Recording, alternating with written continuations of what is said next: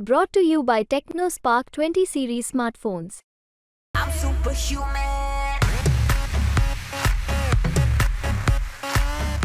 चला 100 मीटरच्या बाहेर घ्या चला तेवढी थांबा बाकीच्या बाहेर या अजिबात म्हणजे माणूस आला पाहिजे ओळखपत्राची मतदान झालं पाहिजे। बीड लोकसभा मतदारसंघात बनावट मतदान झाल्याचा आरोप राष्ट्रवादी काँग्रेस शरद पवार गटाचे उमेदवार बजरंग सोनवणे यांनी केला होता। या संबंधित व्हिडिओ देखील त्यांनी समोर आणले होते। आता आणखीन एक खळबळ उडवणारा व्हिडिओ सोनवणे समर्थकांनी समोर आणलाय।